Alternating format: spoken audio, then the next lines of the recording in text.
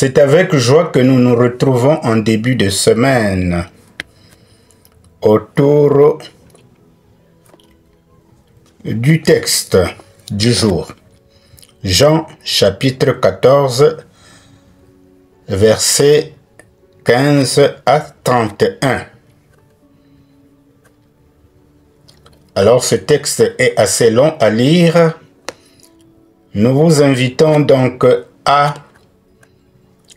le lire, bien le lire, et puis ensuite revenez vers nous pour le partage. Alors de quoi s'agit-il dans ce texte de Jean chapitre 14, versets 15 à 31? Jésus promet le Saint-Esprit et donne sa paix.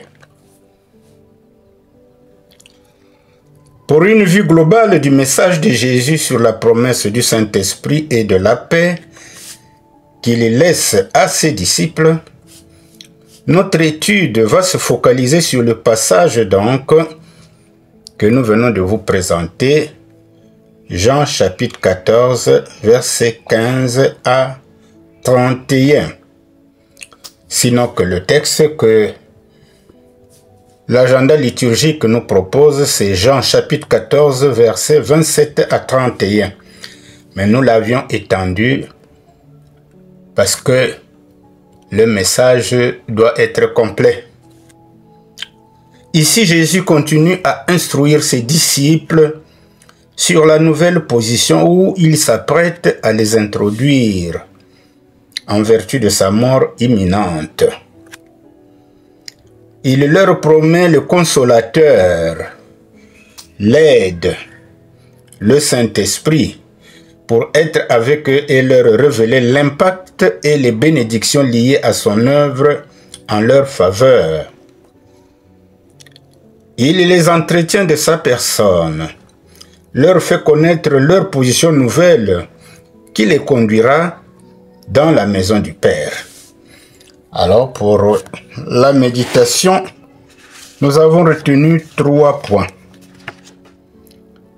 Le premier point, il s'agit bien sûr des paroles de Jésus. Si vous m'aimez, gardez mes commandements. Le deuxième point, je ne vous laisserai pas orphelin, vous aurez un consolateur.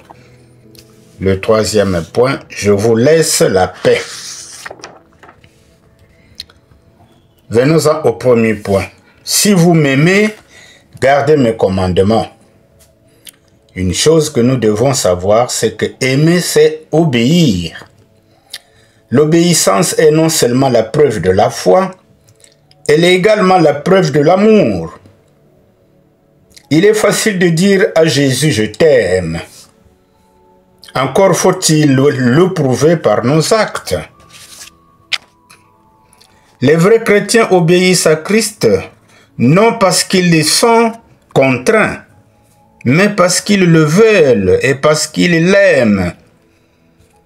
Ce que nous pouvons lire d'ailleurs en 1 Jean, chapitre 5, verset 3.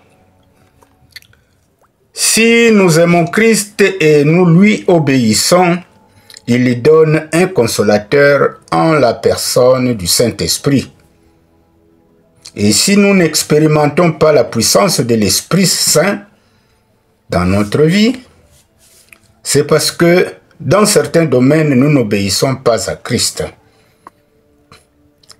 Certes, il est difficile d'obéir le Seigneur dans tous les domaines, mais nous devons tendre vers cela. Alors, le deuxième point, deuxième parole de Jésus. Je ne vous laisserai pas orphelin, vous aurez un consolateur. Le consolateur que Jésus promet aux disciples, c'est l'Esprit de Dieu et de Christ. En un mot, c'est le Saint-Esprit. C'est le protecteur, c'est le défenseur. Alors Dieu et Christ sont au ciel. Mais l'Esprit est avec nous ici-bas. Il est en nous, comme nous le dit 1 Corinthiens chapitre 3 verset 16, lorsqu'il est dit « Ne savez-vous pas que vous êtes le temple de Dieu et que l'Esprit de Dieu habite en vous ?» Donc, nous sommes le temple du Saint-Esprit. Le consolateur que Jésus promet aux disciples, nous avons dit que c'est l'Esprit de Dieu et de Christ, c'est-à-dire le Saint-Esprit. Le Saint-Esprit est à l'origine de notre naissance et de notre vie spirituelle. Dieu possède simultanément trois formes d'existence: le Père, le Fils et le Saint-Esprit. Les trois sont en un seul Dieu, que nous désignons par le vocable de Trinité. Ils sont donc trois: Dieu le Père, Dieu le Fils, Dieu le Saint-Esprit. Mais la forme divine qui concerne notre vie sur terre est le Saint-Esprit. Dieu le Père est invisible, Dieu le Fils est remonté au ciel, mais Dieu le Saint-Esprit est avec ceux qui croient. Jésus a promis que le Saint-Esprit serait avec nous éternellement. Après sa mort, Jésus a envoyé le Saint-Esprit pour le remplacer, de sorte que les disciples ne soient pas orphelins. Le Saint-Esprit a été envoyé pour accomplir les mêmes œuvres que celles faites par Christ lorsqu'il était sur la terre. Quand nous pensons au Saint-Esprit, disons-nous qu'il est la présence de Christ à nos côtés. Ce que le Christ a fait, le Saint-Esprit le fait également. Sa mission est de poursuivre l'œuvre de Christ sur la terre et donc de lui rendre témoignage, comme nous le dit Jean chapitre 15 verset 26, lorsqu'il est dit « Je vais vous envoyer d'auprès du Père le protecteur, et quand il sera là, l'Esprit de vérité qui vient du Père, eh bien, il me rendra témoignage. » Donc, c'est le Saint-Esprit, envoyé depuis la Pentecôte.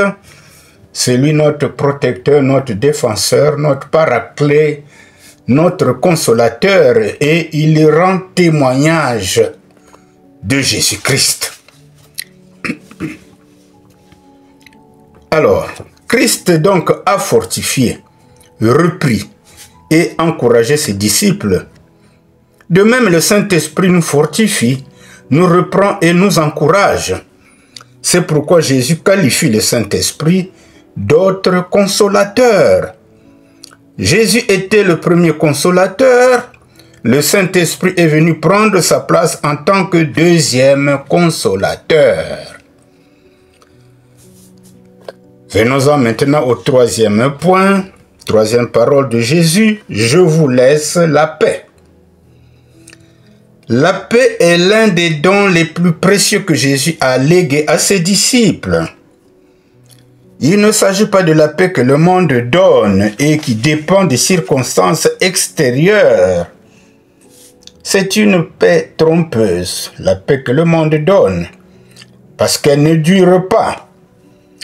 La paix du monde est étroitement liée à l'absence de tribulation, de chagrin et de guerre. Dès qu'une épreuve surgit, la paix du monde s'évanouit.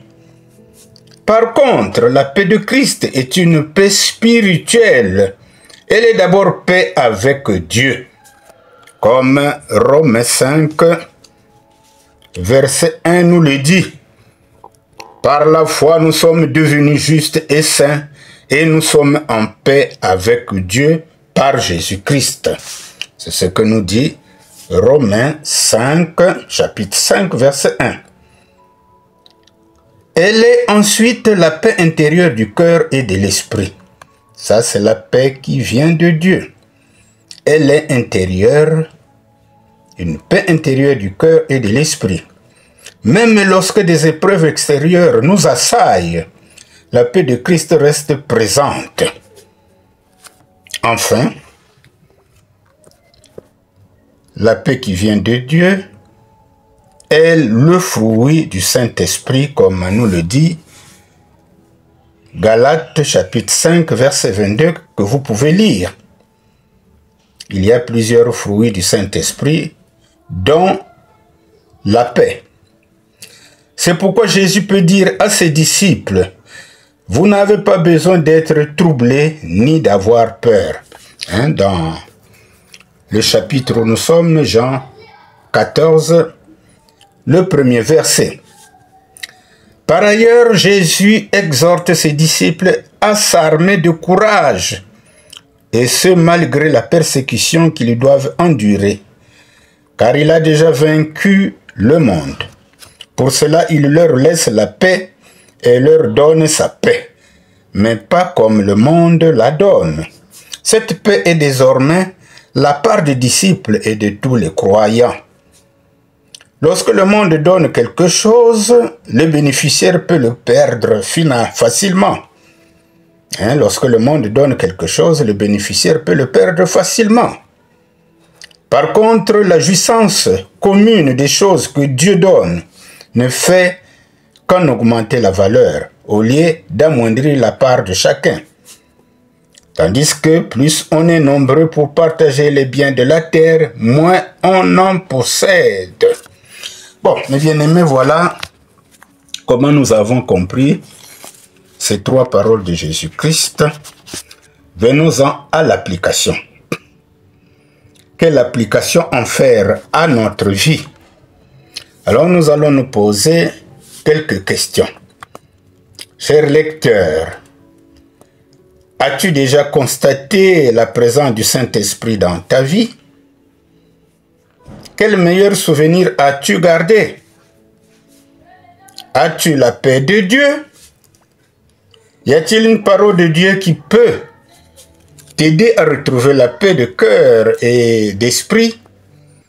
Bon, voilà un questionnement qui peut nous aider à faire la rétrospection de notre relation avec le Seigneur. Il y a une chose que nous devons savoir, c'est que le disciple de Christ est celui qui sait qu'il a le Saint-Esprit qui lui témoigne qu'il est enfant de Dieu. D'ailleurs, cela est dit en Romains 8, verset 16. Il est dit ceci, que l'Esprit de Dieu assiste notre esprit et lui redit que nous sommes enfants de Dieu. En principe, chacun de nous, chaque chrétien, devrait avoir la confirmation dans son esprit, dans sa conscience qu'il est enfant de Dieu. Si nous avons le Saint-Esprit, eh bien, ce témoignage a déjà été fait par le Saint-Esprit à notre conscience. Alors, cet esprit qu'il a reçu lors de la conversion, c'est-à-dire que si nous recevons l'Esprit de Dieu lors de la conversion, eh bien, cet esprit nous aide à témoigner et à partager la vie de Dieu avec les autres.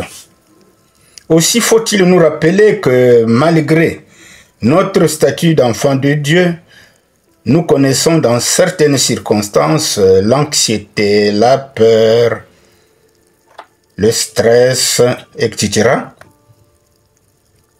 Eh bien, pour cela, mes bien-aimés, il faut, quand vous êtes dans un temps où vous n'avez pas de paix, nous vous indiquons le texte à lire. C'est le psaume 112, les versets 7 et 8. Alors peut-être nous allons vous donner le verset 7. L'homme qui révère Dieu ne redoute pas la mauvaise nouvelle, car son cœur est prêt, assuré dans le Seigneur. Quelle que soit la mauvaise nouvelle, normalement une petite paix doit nous traverser dans notre conscience. C'est pour dire que Dieu est avec nous, il ne nous a pas abandonnés. Il y aura toujours une solution. Alors, voilà mes bien-aimés ce que nous avions pu concocter de notre texte du jour. Relisez le texte et réécoutez ce que nous avons partagé avec vous. Le Seigneur va vous remplir à tous égards. Que Dieu vous bénisse.